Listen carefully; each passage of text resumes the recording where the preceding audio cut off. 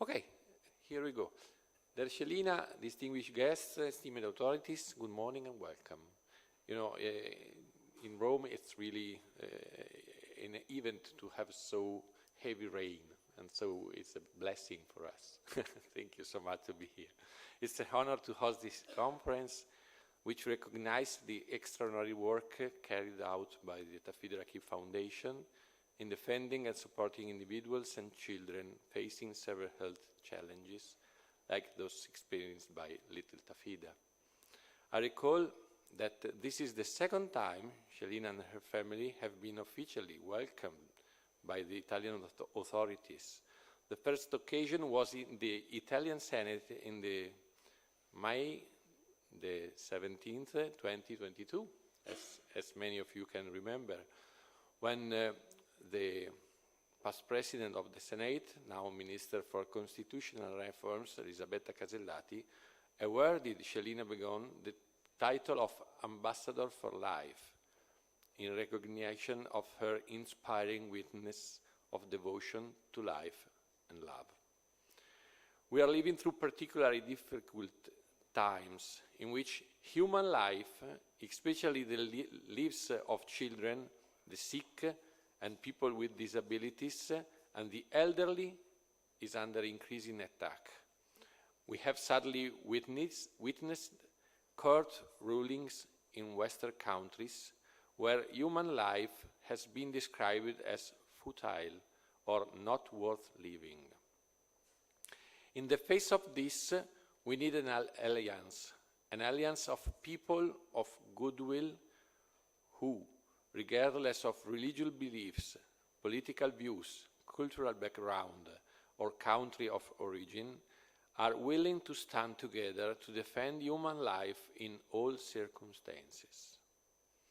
As you know, a fierce debate is underway in the United Kingdom regarding the legalization of assisted suicide.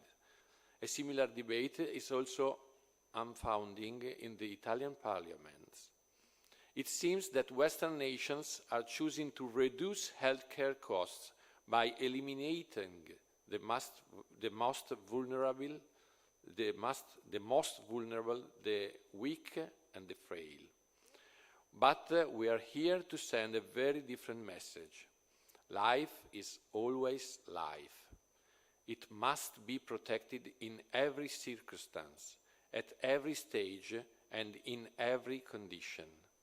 It is neither right before God nor just before humanity to encourage or induce fragile individuals to choose death.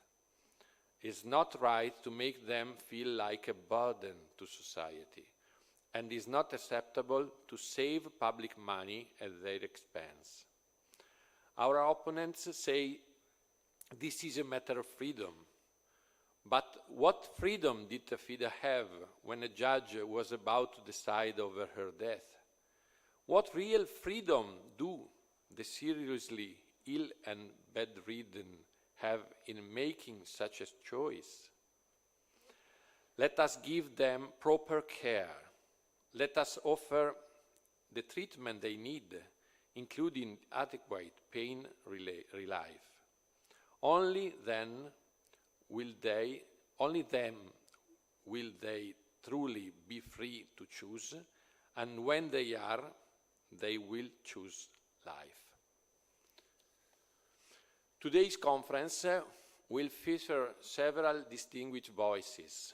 We will begin with Scelina, who will share her personal experience and the daily struggle to support Tafida.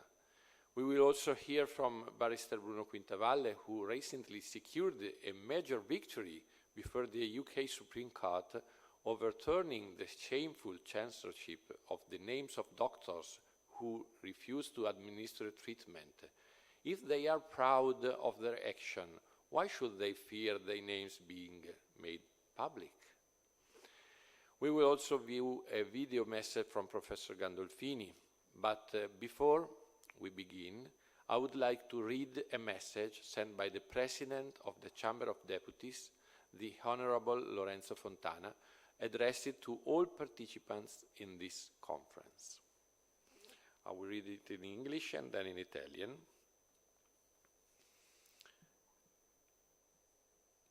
This is the greeting of President Fontana. I would like to extend my warmest greetings to all participants in today's event. This occasion serves as an opportunity to encourage reflection on the topic of healthcare for minors with illness and disabilities, as well as on the work carried out daily by organizations such as the San Tommaso Moro Association and the Tafida Rakib Foundation, who are committed to supporting those in the most vulnerable conditions. Every life is precious and worthy of protection. The courage with which many families care for their children every day is a source of inspiration and a beacon of hope for those in greatest need of help. I therefore hope that days like this won't help draw attention to the need to intensify efforts in support of the most fragile individuals and their families, who must never feel alone in this difficult challenge. At the same time, we must continue to promote a strong culture of altruism and solidarity. From the perspective of raising awareness in particular, it is essential to strengthen our commitment to eliminating prejudices and to conveying an image of illness and disability free from any negative connotation. This is a fundamental prerequisite for building a society that leaves no one behind and in which every individual is guaranteed real protection of the right to life and health. Please accept my sincere best wishes for the greatest success of this initiative. Please give a hand to the President, Lorenzo Fontana. I want also to read in Italian, because we have the press present and they are following us also by the CCTV. So, just a moment, please. We have also the English version. Here we are.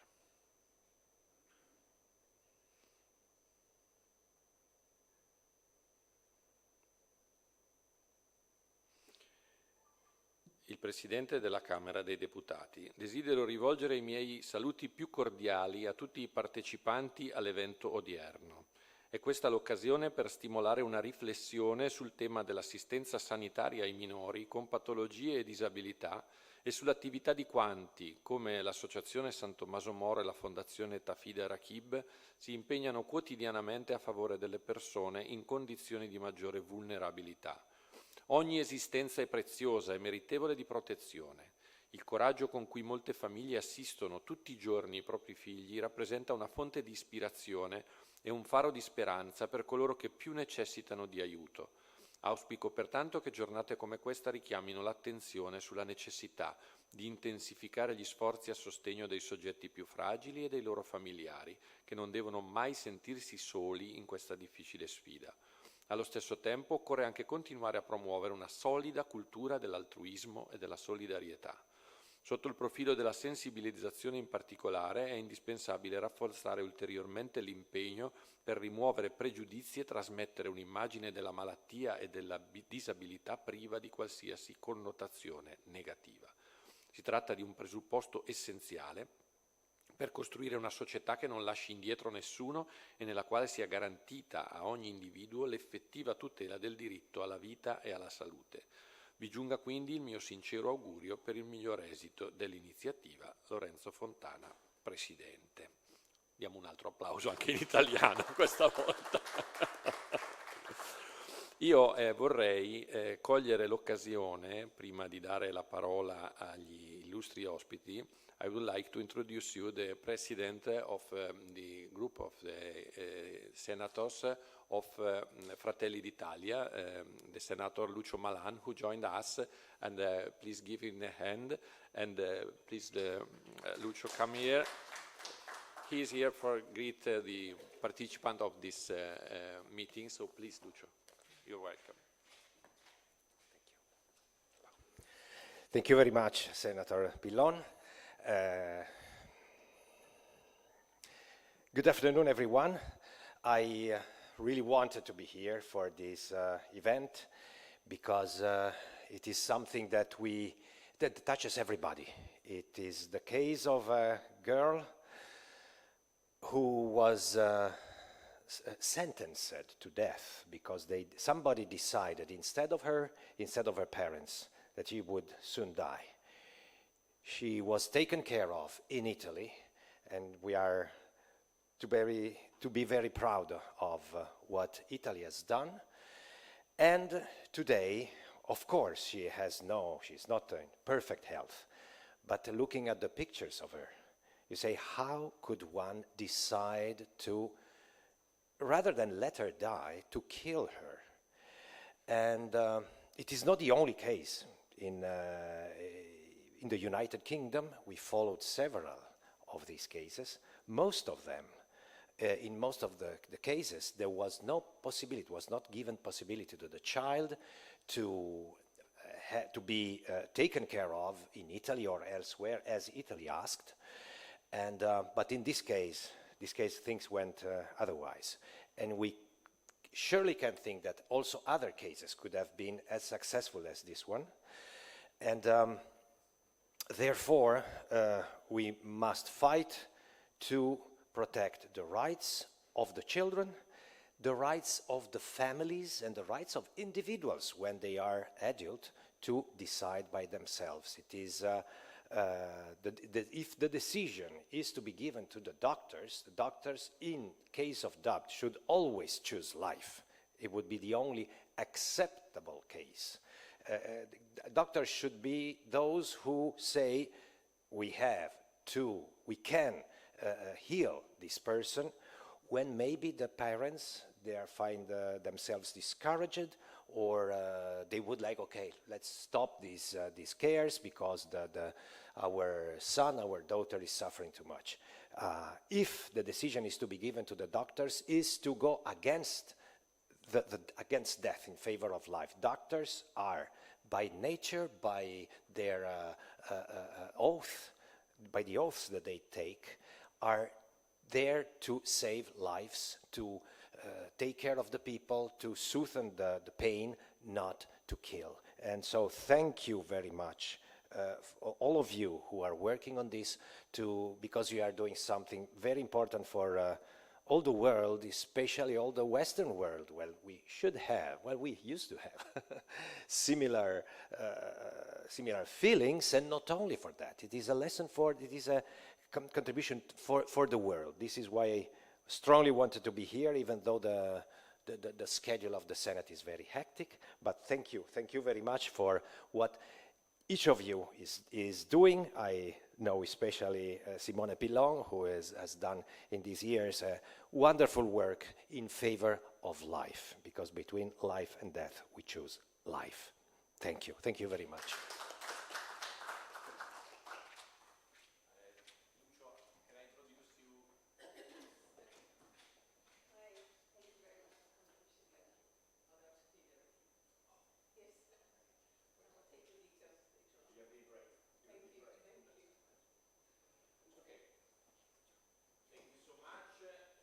Thank you to the President Lucio Malan for his inspiring speech, and then I would like to ask to Shelina Begum to give her speech. Thank you so much to be here, Shelina, and for your work of every day.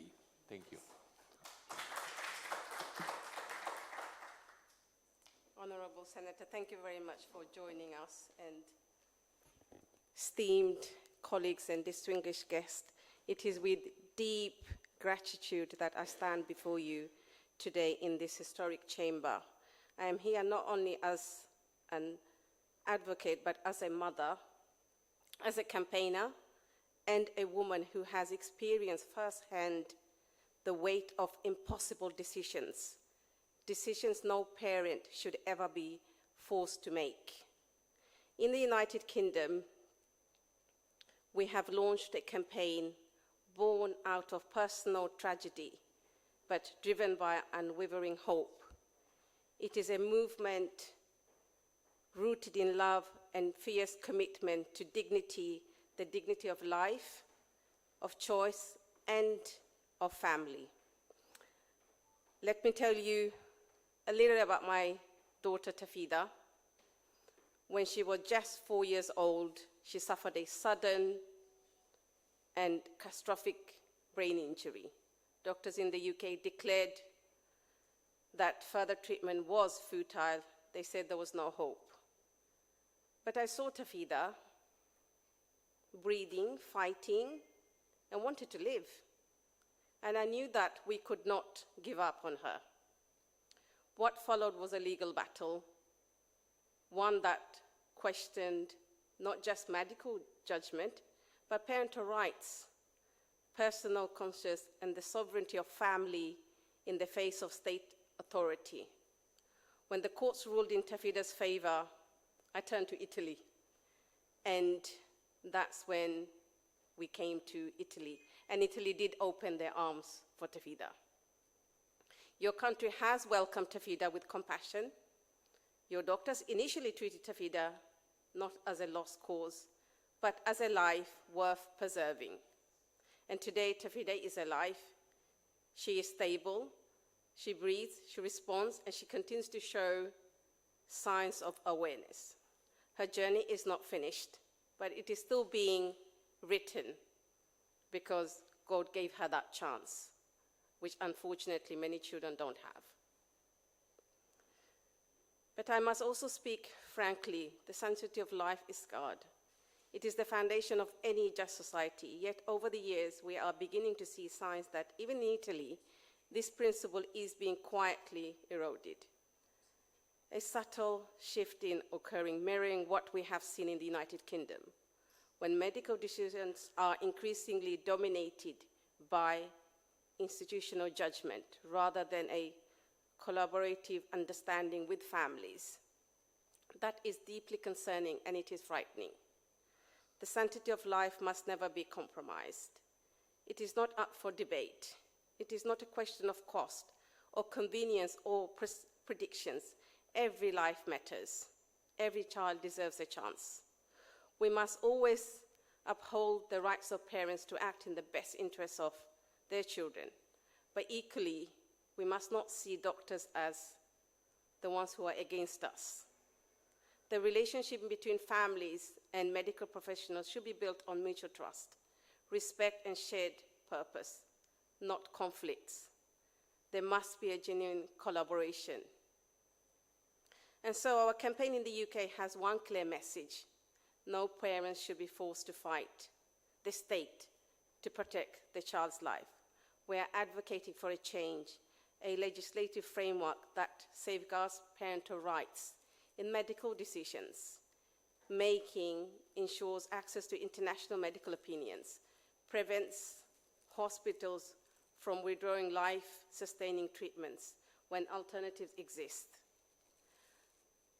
I came before you today because your support matters. Italy has already become a beacon of hope for many children like my Tafida. Now we seek to build bridges between our nations to ensure principles and to embed these values in law. My life has changed completely. I cannot explain how much it has changed. It's completely changed. I left my career, I've left my comfort, I've left my certainties, everything I had built in the UK, to become a full-time advocate, a full-time carer, and most importantly, a voice for my daughter and for children like her. These have been years of sacrifice, of grief, but also of purpose. Tafida gave me that purpose. Through her, I have found the strength to challenge a system and to demand that compassion must always prevail over protocols. No economical decisions should be made in our children's care. I do not seek revenge against any institution. I seek reform. I seek humanity. So let us stand together, Italy and the United Kingdom, as guardians of child's right to live, of a parent's right to choose, and of universal right to hope. So this is all I'm going to say to everyone today, is that we mustn't give up on these children. And Tafida has proven. In June 2019, she was only given 2 weeks. And those 2 weeks have now turned into more than 6 years now. And she's alive and she's with us. And a lot of admiration, and I always look up to Barrister Bruno Kuntevale, who has been with me from that day one. That phone call that I made to him to say, look, I need your help. I need your help to get Tafida out. I need your help to win this case. So he was one of the legal professional during Tafida's case. And it was, I always say that it was, if it wasn't Bruno, I don't think, Tafida would have been out of the UK. So, for him. And he continues to do so. Even now, he continues to do so. A lot of pro bono work. I mean, most of his work is pro bono work, and he does. And, he's someone from bottom of his soul, comes out and helps every single families. And we need more people like him to come forward. So thank you very much to everyone who has come here. Let's continue to be the voice for these children. And let us succeed in this campaign in the UK. We want to turn the laws around. Thank you. Thank you. Thank you, Scelina. Now I ask to Mr. Bruno Quintavalle to give his speech. Thank you so much to be here.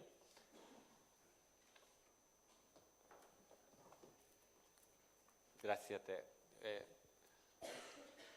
Thank you for the invitation, Scelina, and thank you for your kind words, which are to a large extent unmerited. I start my speech with an apology to everyone who speaks English, because Scelina's asked me to address my words in Italian. I wanted to just reflect on the legal situation in the UK. So I imagine that those English speakers probably know what's going on there, and you're not going to miss very much. Per gli italiani la situazione che ha vissuto la Scelina potrebbe sorprendere. Come mai i tribunali si sono coinvolti nella sua storia, come mai hanno fatto queste decisioni. Però la situazione giuridica nel Regno Unito si comprende quando si considera che i tribunali esercitano la cosiddetta giurisdizione parens patriae su tutti i minori. E cosa significa, cosa implica? Vuol dire che ogni volta che sorge una controversia tra i genitori e un'equipe medica curante di un bambino, una bambina, l'ospedale, se non riesce a risolvere la situazione e non riesce a trovare un consenso, deferisce al tribunale la determinazione del migliore interesse del minore. In questa prospettiva le opinioni dei genitori contano ben poco e invece è demandato alla Corte il compito di individuare il migliore interesse oggettivo. Il Comitato ONU sui diritti delle persone con disabilità ha fortemente criticato il Regno Unito per aver adottato, in questi casi, ma anche i casi che coinvolgono gli adulti, un processo decisionale cosiddetto sostitutivo, in cui l'interesse del paziente viene considerato da un punto di vista oggettivo e, si potrebbe dire, paternalistico, con scarsa considerazione per le opinioni e i valori soggettive del paziente stesso, o nel caso dei minori, dei suoi genitori.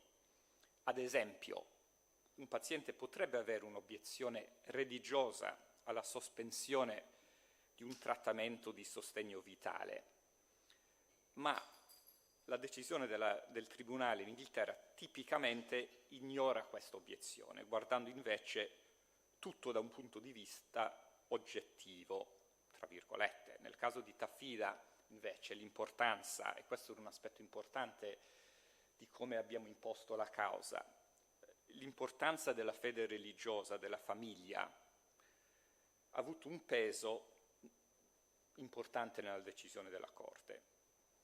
Questo è un caso piuttosto eccezionale nel Regno Unito, purtroppo, dove i tribunali adottano questo approccio che puramente certe volte è scientifico e attribuiscono importanza tipo al grado del danno cerebrale, alle prospettive di recupero, alla capacità di provare dolore e all'evidenza di eventuali piaceri che il paziente potrebbe provare, però non considerano il paziente stesso.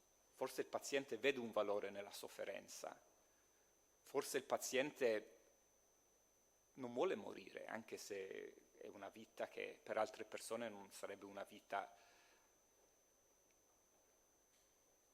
che vorrebbero avere loro.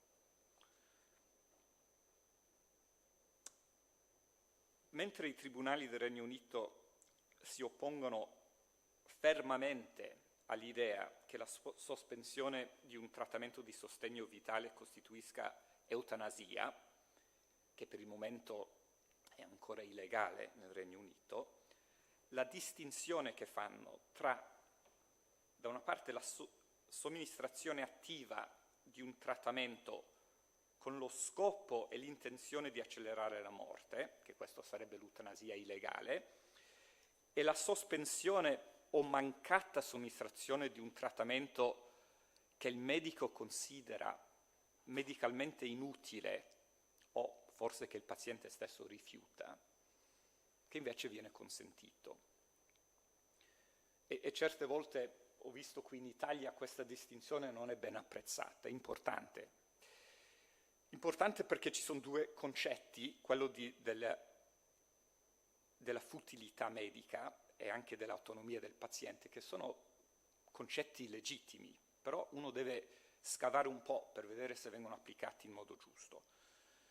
Per quanto riguarda la futilità o l'inutilità di un trattamento, il confine spesso confuso è tra la futilità del trattamento e anche la presunta futilità o inutilità della vita del paziente.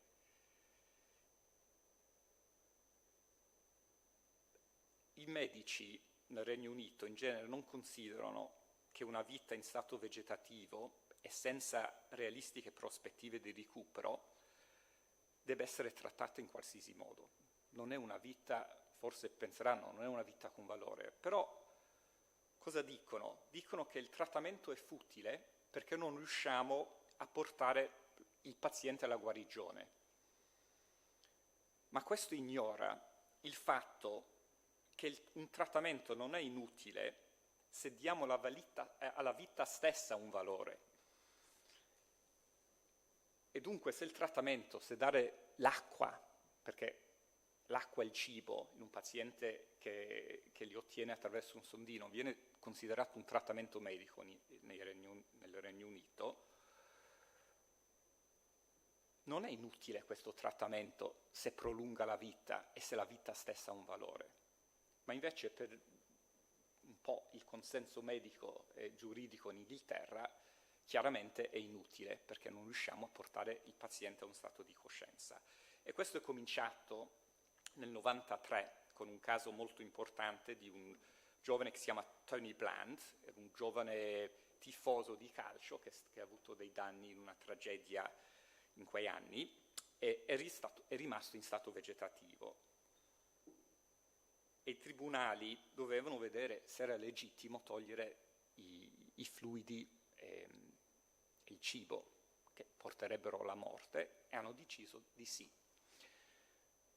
E hanno fatto questa distinzione. Questa non è eutanasia, sono i medici che ritengono che questo è un trattamento inutile e dunque è giusto anche togliere il trattamento, però porta alla morte. Purtroppo, pian piano, questo approccio si è esteso non solo alle persone in stato vegetativo, ma poi in altri gradi minori di problemi di coscienza, finché adesso siamo arrivati, e proprio domani stiamo aspettando una sentenza dove un ospedale è andato al tribunale perché adesso vuole togliere il sondino da un paziente con la demenza che ha avuto anche un ictus e dunque non poteva più esprimere la sua volontà, pienamente cosciente, però applicando i stessi principi adesso vogliono anche togliergli disidratarlo alla morte. Il secondo concetto importante è quello dell'autonomia del paziente, perché una persona giustamente può rifiutare un trattamento se non lo vuole, però in questi casi i pazienti che hanno i danni cerebrali non sono in grado di esprimere il loro volere e dunque è lì che la Corte deve entrare e decidere per loro. E qui si ritorna al problema su quali criteri vogliono adottare quando fanno questa decisione, se guardano i valori del paziente o se pretendono di applicare dei criteri oggettivi scientifici che poi portano sempre alla stessa conclusione. Oggi purtroppo è in atto un movimento internazionale per legalizzare l'eutanasia e la giustificazione è basata fermamente sull'autonomia del paziente. È considerata alla luce della Convenzione europea dei diritti dell'uomo, dicono che è un diritto basato su articolo 8. Nel caso Mortier contro Belgio del 2022, la CEDU ha indicato che i Stati membri hanno il diritto di legalizzare l'eutanasia al fine di dare attuazione ai diritti di autonomia individuale. Però non viene spiegato in questa sentenza come ciò sia compatibile col divieto assoluto contenuto nell'articolo 2 della stessa Convenzione, che vieta allo Stato di togliere intenzionalmente la vita. In Belgio la questione è particolarmente grave perché non si tratta di un suicidio, il caso Morti di un suicidio assistito, ma di una somministrazione di sostanza letale da un medico pagato dallo Stato e quindi agente per conto dello Stato. Cioè c'è un divieto, lo Stato non può uccidere, assolutamente proibito sotto articolo 2, però in qualche modo lo Stato può pagare attraverso i suoi agenti il dottore a uccidere i pazienti. È una contraddizione che non sono riusciti a spiegare la Corte. Questo è un grosso problema e sarà forse la base di litigi nel futuro, perché non può stare in piedi una convenzione con queste contraddizioni.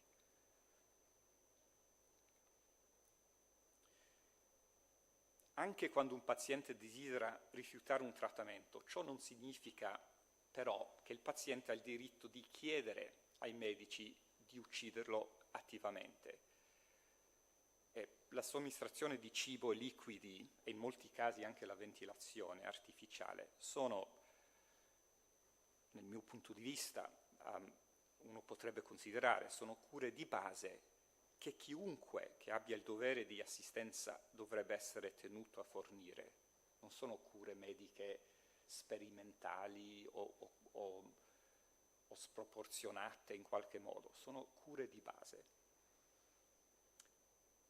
Con il crescente peso del costo delle cure mediche al carico dello Stato, dovuto sia ai progressi tecnici in campo medico, sempre più costosi, ma anche al rapido invecchiamento della popolazione, si assiste a una pressione volta a trovare soluzioni legali per giustificare la mancata cura degli anziani o delle persone che richiedono tante risorse e per togliere il peso delle loro cure dallo Stato. Queste sono pressioni reali che esistono adesso e del quale dobbiamo essere consapevoli, perché poi influiscono alla politica, alle decisioni che fa il legislatore. Questo porta purtroppo anche al rischio di una medicina rinunciataria, dove il progresso della scienza e della medicina viene limitato. E ciò purtroppo è già evidente nel Regno Unito, dove nel campo della neurologia la mancata valorizzazione della vita dei pazienti con danni cerebrali ha portato a una incapacità del sistema, in tanti casi nel sistema nazionale della sanità a dare delle cure adeguate. È anche una mancanza di progresso della medicina e al conseguente arretramento del Paese in questo campo. Questo è un rischio vero al quale questo atteggiamento porterà. Una buona medicina, e concludo qui, si sviluppa quando si afferma il valore della vita e della persona umana. L'attuale movimento per la legalizzazione dell'eutanasia rischia di corrompere la medicina e anche la professione medica, e per questo dovrebbe essere fermamente contrastato. Quello che dice la Scellina è giusto, che non è una questione di opporsi alla medicina, che è importante che i pazienti e i dottori lavorano insieme per trovare soluzioni, però è anche importante che noi non lasciamo alla medicina questa possibilità di corrompersi, che queste leggi nuove, rischiose, rischiano veramente di fare. Grazie. Thank you so much to Bruno Quintavalle. I don't know if the English-speaking people in this room understand something, but it was really amazing speech. Thank you so much. Now we have the... I'll leave a copy in English to Scellina if anyone wants to. Oh, very good. So maybe they will understand something more. Okay, thank you so much. Now we have the brief video from Professor Massimo Gandolfini with subtitles in Italian. He is in Brescia, is a town in northern Italy. It was impossible for him to join us, but he sent this video because he is really engaged in this battle and wants to show his endorsement to your job. So, ora prego la regia di mandare il video del professor Gandolfini. Grazie. Carissimi amici, buona giornata a tutti. Sono davvero spiacente di non poter essere con voi, ma non sono riuscito a spostare alcuni impegni. È un evento molto importante questo, e quindi congratulazioni agli organizzatori, in modo particolare al senatore Pillon, col quale sono in amicizia da tanti anni, e soprattutto da tanti anni stiamo combattendo la stessa battaglia della difesa della vita, sempre dal concepimento alla morte naturale. Un carissimo saluto ai genitori di Tafida e un bacetto, permettetemi, alla piccola Tafida. Rubo soltanto qualche minuto, ma per dire come stanno le cose oggi nel mondo, in Italia, e di quale sovversione, uso un termine molto forte, molto pesante, di quale sovversione è ultimamente oggetto la disciplina medica. Voglio ricordare a tutti quanti che la medicina nasce parecchi secoli prima di Cristo, 300 anni prima di Cristo, con Ippocrate, e Ippocrate già aveva scritto un giuramento che venne utilizzato da noi medici per moltissimi anni, nel quale si dichiaravano due aspetti fondamentali: che non si sarebbe mai provocato aborto e che un medico, neanche se richiesto, si sarebbe mai dato disponibile per determinare la morte di una persona. Il giuramento di Ippocrate con chiarezza delineava i due aspetti importanti, che sono anche due aspetti quasi di cronaca dei nostri giorni: no categorico all'aborto e no categorico all'eutanasia o al suicidio medicalmente assistito. Oggi purtroppo stiamo notando che le cose non stanno andando in questa direzione, ma che la medicina è stata sottoposta a un vero e proprio sovvertimento, oserei dire ontologico, per cui il medico non è più colui che difende la vita, cerca di aiutare al più possibile e di ricostruire la salute del suo paziente e di lenire il dolore, ma sta diventando addirittura un attore di morte, cioè colui che provoca la morte del proprio paziente, magari perché è richiesto dal paziente stesso o magari, come anche sta accadendo in alcuni stati al mondo, laddove un giurì decide che quella vita che è in atto è una vita indegna di essere vissuta e che quindi è scopo praticamente dello Stato determinare la morte. È una vera e propria eutanasia di Stato che ha conosciuto ovviamente momenti tragici nella prima parte del XX secolo e tutti ce ne ricordiamo, ma che purtroppo oggi sta ritornando sotto vesti diverse, ma sta ritornando anche oggi. Il caso della nostra amatissima Tafida è proprio un caso che testimonia come è in atto innanzitutto una deriva culturale per la quale ritornano fuori gli spettri delle vite indegne di essere vissute, e dall'altra parte come quel tragico fantasma che pensavamo morto e sepolto della eutanasia di Stato sta ritornando in auge.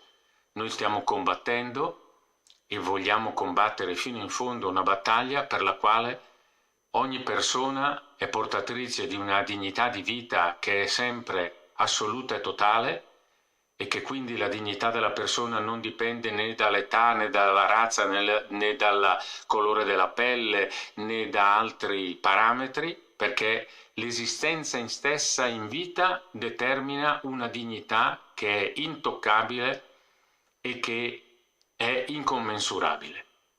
La dignità di Tafida, la dignità di tanti bambini, la dignità dell'embrione, la dignità della persona umana a livello di feto, o la dignità della persona con età avanzata, magari demente o oncologica, che ha bisogno di tutto e ha bisogno di essere aiutata e sostenuta, ha una dignità incommensurabile e questa dignità va riconosciuta e va rispettata.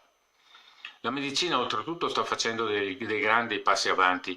Io da uomo esperto delle scienze neurologiche, neurochirurgo e psichiatra, racconto sempre quello che è accaduto negli ultimi anni. Fino a non molti anni fa, parliamo degli inizi, fine Novecento, inizi anni 2000, si pensava che le persone in condizioni cosiddette di stato vegetativo persistente fossero persone in cui la coscienza, la consapevolezza, fosse totalmente e irrimediabilmente cancellata. Con lo studio degli neuroimaging e con gli studi di neurobiologia abbiamo scoperto che le cose non stanno per nulla così.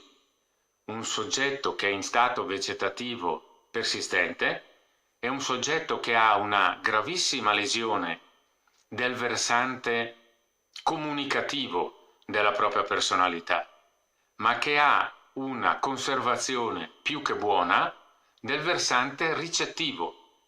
Noi queste persone le abbiamo chiamate con una terminologia assolutamente impropria, e stiamo anche lavorando sul piano appunto culturale internazionale perché si cambi questa dizione, le abbiamo chiamate in stato vegetativo. E questo termine vegetativo dà nell'immaginario collettivo l'idea del vegetale. In realtà una persona umana non diventa mai un vegetale, ma rimane una persona, magari gravemente disabile, ma una persona. E abbiamo anche le prove neurobiologiche, dicevo. Se il versante comunicativo è stato gravemente leso, il versante ricettivo, cioè quello che arriva al soggetto che si trova in questo stato, è parzialmente conservato. Abbiamo scoperto, ad esempio, che questi soggetti che sembravano totalmente assenti rispetto all'ambiente circostante sono in grado di percepire stimoli tattili, visivi, dolorifici e naturalmente stimoli positivi come ad esempio le carezze.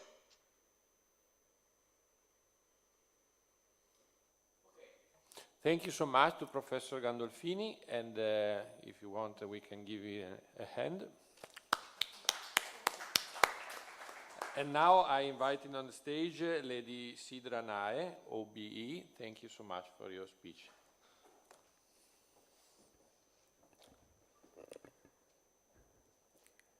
Buon pomeriggio, signori e signore. Good afternoon, ladies and gentlemen. I am Sidra Naim, the Deputy Lieutenant, which means I represent the King for the County of Essex in England. It is a privilege to be here at the Italian Parliament, Senate House, Chamber of Deputies, where His Majesty King Charles historically became the first British monarch to address the Italian Parliament on 9th April this year. That the Fida Rakib Foundation is a charity dedicated to supporting families of children who have suffered sudden brain injuries. The foundation was born out of a real fight for a child's life, and today they work tirelessly to ensure that no other family faces the same struggles alone. That the Fida Rakib Foundation's core services include neurological support for families, helping families navigate medical, legal and financial challenges.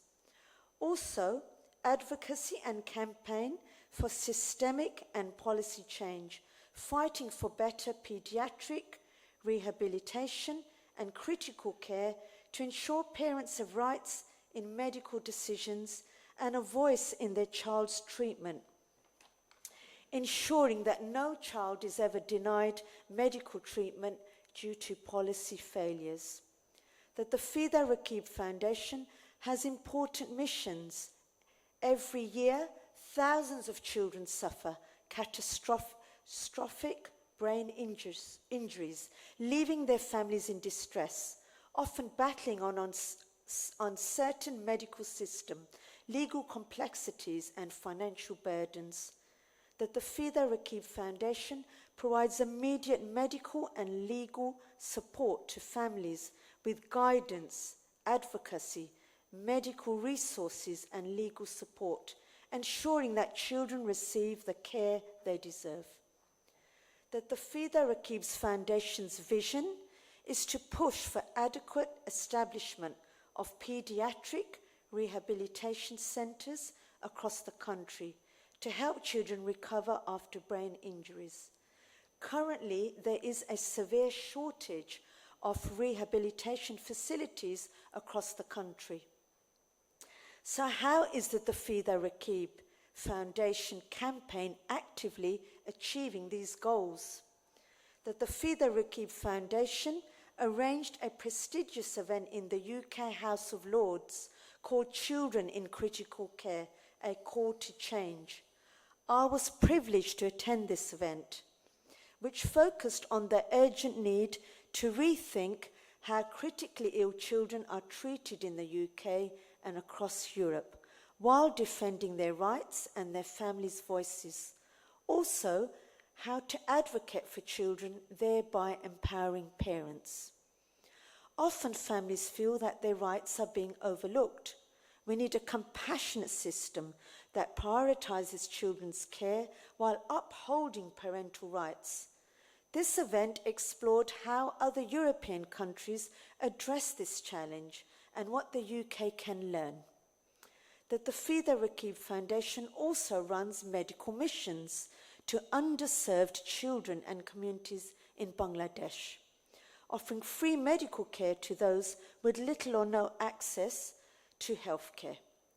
I was privileged to visit the mega medical camp in Bangladesh last year on a humanitarian visit to help the poor, sick and hungry in the hospitals there. I worked alongside nearly 70 medical professionals from all around the world who also volunteered, and I am planning to return there this year.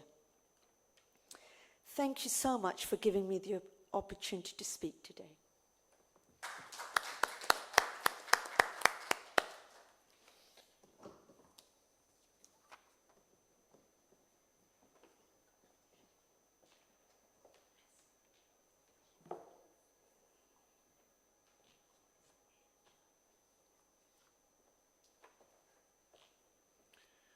Bene, io a beneficio di chi ci sta seguendo sulla televisione italiana e sui sistemi di comunicazione della Camera dei Deputati, vorrei in italiano fare una breve storia della Fondazione Fida Rakib. La Fondazione nasce quando affonda le sue radici in una storia personale. Nel febbraio 2019 Tafida Rakib, una bambina di 5 anni, ha una lesione cerebrale terribile dovuta alla rottura improvvisa di un vaso sanguigno. I medici del Regno Unito hanno dichiarato che la sua condizione era irreversibile e hanno consigliato di togliere il sostegno vitale.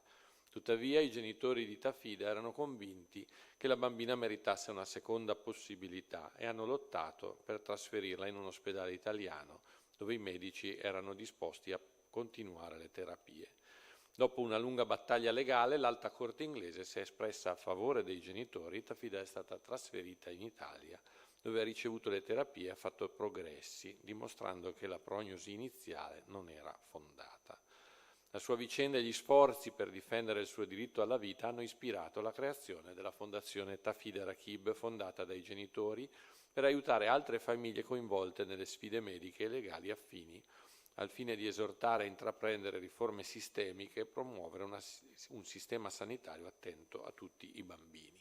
Quindi c'è una missione dell'associazione che è difendere i diritti genitoriali nelle vicende sanitarie complesse, sostenere le famiglie affinché abbiano accesso ad altri pareri medici, la cosiddetta second opinion, e terapie alternative, fare campagne per chiedere riforme legali sulle prese decisionali nell'assistenza sanitaria e pediatrica, investire in servizi di riabilitazione neuropediatrica e promuovere un dialogo a livello globale sulle cure mediche etiche. L'attività portata avanti è quella del sostegno legale. Lavora la Fondazione per riformare le leggi inglesi e assicurare il coinvolgimento dei genitori nelle decisioni sulle terapie. Iniziative mediche, sono stati organizzati campi medici gratuiti su larga scala, come ad esempio in Bangladesh, offrendo cure di base a migliaia di persone. Ricerca e supporto, è stata sostenuta la ricerca nell'ambito della neurologia e sono stati stabiliti collaborazioni per garantire una ripresa efficace a livello medico, collaborazioni internazionali con contatti tra medici professionisti da tutto il mondo per far sì che le terapie siano accessibili a livello globale. C'è in particolare un appello che voglio rivolgere in italiano agli amici e ai colleghi di Camera e Senato, perché il problema che si sta vivendo nel Regno Unito è molto simile a quello che si sta verificando in Italia. I don't know if English speaking person here knows that the same problem we have also in Italy about the bill about suicide, where the Parliament is debating exactly about the same issue, and so the problem is the same between UK and Italy. Quindi il problema del Regno Unito è quello di oneri emotivi e finanziari che causano lunghe battaglie legali, blocco delle alternative o dei trasferimenti, mancanza di servizi di neuroriabilitazione pediatrica, esclusione delle famiglie dalle decisioni, come ci ha mirabilmente esposto poc'anzi l'avvocato Quintavalle. La proposta della Fondazione Tafida Rakib è di rafforzare il consenso degli utenti, quindi riconoscendo l'autorità genitoriale, la parental authority, nelle decisioni che riguardano il proprio figlio, la modifica ai protocolli del Servizio Sanitario Nazionale, le riforme legali che permettano che le decisioni genitoriali siano sostenute, un investimento nella riabilitazione e il diritto per i bambini ad essere trasferiti in altri ospedali. È stata avviata una campagna, una petizione, noi metteremo sul nostro sito internet, è presente poi anche, we have here also journalists and they will share this QR code and we will support this campaign, this petition for the health of children and person with disabilities. Well, I have to... It's my honor to bring this conference to a close, and I thank you all sincerely for your participation. I want to underline that the battle to defend life will not be won by legal arguments alone. It will be won, above all, by touching hearts. Stories like Shelina's, marked by courage, unshakable strength, perseverance, and the refusal to give up, offer hope and remind us of the value of every life. These stories move people's hearts and inspire others to choose life. They are living proof that life is always worth fighting for. My heartfelt thanks go to Scelina, to all of you who joined us today, to Bruno Quintavalle, to Lady Sidra Naim, to the President of the Chamber for his powerful message, and to Professor Gandolfini for his valuable video contribution. I encourage each of you to be ambassadors for life in your families, in your workplaces, and in your communities. The fight for life is challenging and complex. The forces arrayed against the vulnerable and defenseless are powerful, but this is a battle of common sense, a battle of truth, and a battle of freedom. It is a battle worth fighting for our children, for the weak, and for every little tafida in the world who waits to be cared for, to be supported, and to be loved. Thank you from the bottom of my heart. I look forward to our next gathering. Thank you so much. Now we can join a visit of the Chamber of Deputies together, a guided visit, and then if you want, we can join we can go to the Vatican and have a visit to the Basilica of St. Peter. So, thank you so much. And if you want Scelina to give the last words, the stage is for you.